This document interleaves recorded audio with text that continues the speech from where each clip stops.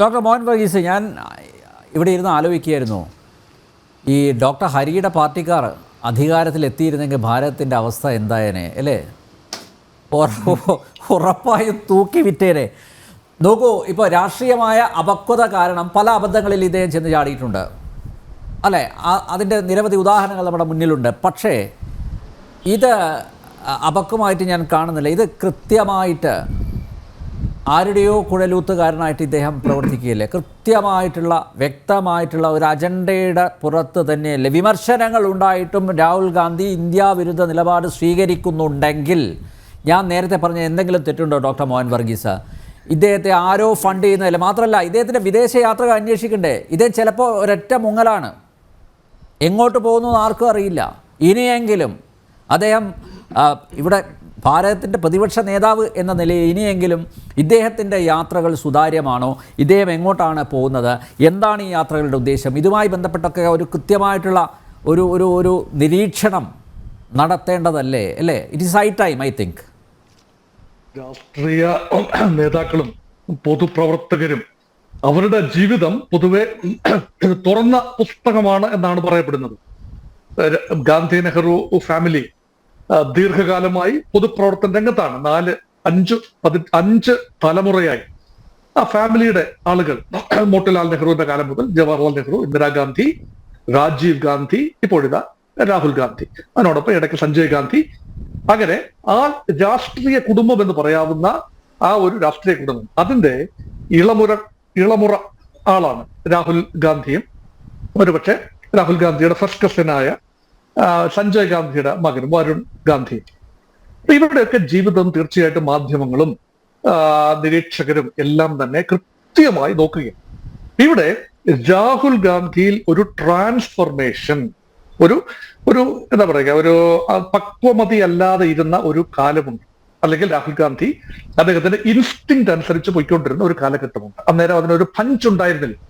പക്ഷേ ഇത് രാഹുൽ റീലോഡഡ് എന്നാണ് കോൺഗ്രസ് പൊതുവെ പറയുന്നത്. അപ്പൊ അതിനോടൊപ്പം വളരാനുള്ള ശ്രമമാണ്. കാരണം രാഹുൽ ഗാന്ധി പഴയ രാഹുൽ ഗാന്ധി അല്ല, ഇപ്പോൾ ഒരു ഇരുത്തം വന്ന പരിണതപ്രജ്ഞനായ ഒരു രാഷ്ട്രീയ നേതാവാണ്.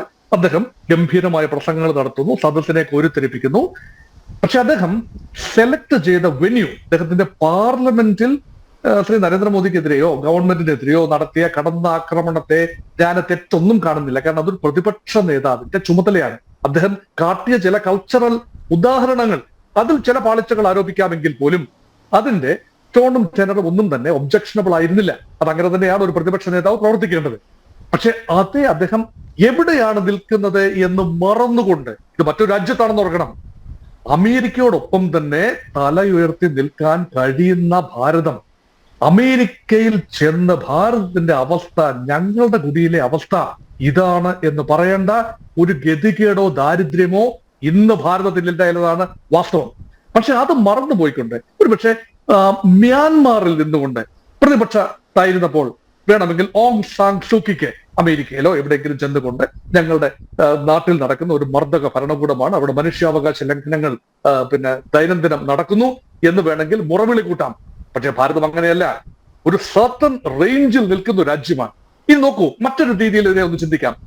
അമേരിക്കയുടെ പ്രതിപക്ഷത്തുള്ള പാർട്ടി, അമേരിക്ക ഒരു പാർലമെന്ററി ജനാധിപത്യമല്ല എങ്കിലും ഇപ്പോൾ ഡെമോക്രാറ്റിക് പാർട്ടിയാണ്. ഇപ്പൊ റിപ്പബ്ലിക്കൻ പാർട്ടിയുടെ നേതാക്കൾ ആരെങ്കിലും, ഡൊണാൾഡ് ട്രംപോ അല്ലെങ്കിൽ മറ്റാരെങ്കിലുമോ ഭാരതത്തിൽ വന്ന് അമേരിക്കയിൽ ഡെമോക്രാറ്റുകൾ അല്ലെങ്കിൽ അവരുടെ പിണിയാളുകൾ ഞങ്ങളെ ഉപദ്രവിക്കുകയാണ്, അവിടെ സ്വൈര ജീവിതം സാധ്യമല്ലാത്ത രീതിയിൽ അമേരിക്ക കുത്തഴിഞ്ഞ ഒരു അവസ്ഥയിലാണ് എന്ന് ഇവിടെ പറയുമോ?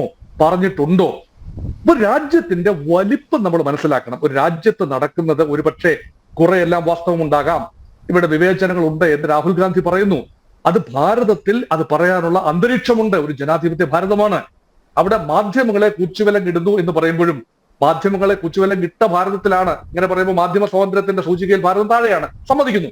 പക്ഷേ ഇതേ മാധ്യമങ്ങൾ തന്നെയാണ് പലപ്പോഴും സർക്കാരിനെ തുറന്നാക്രമിക്കുകയും വിമർശിക്കുകയും ചെയ്യുന്ന നമ്മൾ നേരിട്ട് നമ്മുടെ കണ്ടുകൊണ്ട് കാണുന്നതാണ്. മാധ്യമങ്ങൾ നമ്മളൊക്കെ അരിയാഹാരം കഴിക്കുന്ന മലയാളികളല്ലേ, അപ്പൊ അതുകൊണ്ട് കാണുന്നതാണ്.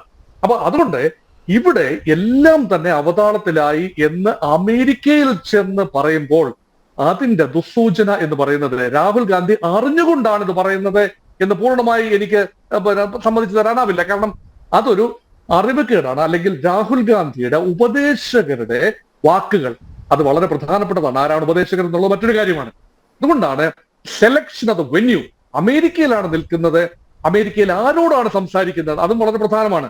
അമേരിക്കയുടെ മാധ്യമങ്ങൾ അത് ആഘോഷിക്കുകയാണ്. ഇത് മാത്രമല്ല, നമ്മളിപ്പം ശ്രീ അനിൽ തന്നെ സൂചിപ്പിച്ച മാധ്യമം അതിവിടെ ആഘോഷിക്കുകയാണ്. പാക് അനുകൂല പ്രസ്താവന ഇന്ത്യയുടെ പ്രതിപക്ഷ നേതാവിന്റെ ഭാഗത്തു നിന്ന് വന്നു എന്ന രീതിയിൽ അവിടെ സംസാരിക്കുമ്പോൾ ആ രീതിയിലേക്ക് സംസാരങ്ങൾ പോകാതെ ഭാരതത്തിന്റെ അനന്തമായ സാധ്യതകളെ കുറിച്ച്, ഭാരതത്തിന്റെ ഇൻവെസ്റ്റ്മെന്റ് കൾച്ചറിനെ കുറിച്ച്, സാംസ്കാരിക വൈവിധ്യത്തെ കുറിച്ച്, ആ സാംസ്കാരിക വൈവിധ്യം നിലനിർത്തേണ്ടതിന്റെ ആവശ്യകതയെ കുറിച്ച് അങ്ങനെയൊക്കെ സംസാരിച്ചാൽ ഒരു വ്യംഗ്യമായ ഒരു ക്രിറ്റിസിസം, ഒരു കാര്യം നമ്മൾ വിമർശിക്കുമ്പോഴും അതിനകത്ത് മിതത്വം പാലിക്കുക എന്ന ഒരു സാമാന്യ ബോധം, അതാണ് ഔചിത്യം എന്ന് പറയുന്നത്. അതാണ് ഒരു സ്റ്റേറ്റ്സ്മാനെ നമ്മൾ പ്രതീക്ഷിക്കുന്നത്. രാഹുൽ ഗാന്ധിയെ നമ്മൾ കാണുന്നത് വളരെ ഉയരത്തിലാണ്. കോൺഗ്രസിന്റെ നേതാവ് എന്ന നിലയിൽ മാത്രമല്ല, ഔപചാരികമായി ക്യാബിനറ്റ് റാങ്കുള്ള പ്രതിപക്ഷ നേതാവാണ് അദ്ദേഹം. അപ്പൊ ആ ഒരു പക്വതയും ആ ഒരു സ്റ്റെബിലിറ്റിയും നമ്മൾ വന്നു എന്ന് വിചാരിച്ചിടത്ത് ഇപ്പോൾ അമേരിക്ക സന്ദർശനം കൊണ്ട് ഈ കേവലം 3 ദിവസം കൊണ്ട് തൊടുന്നതെല്ലാം പിഴച്ചു എന്നല്ല, രാഹുൽ ഗാന്ധി അത് മനസ്സിലാക്കുന്നുണ്ടോ എന്നത്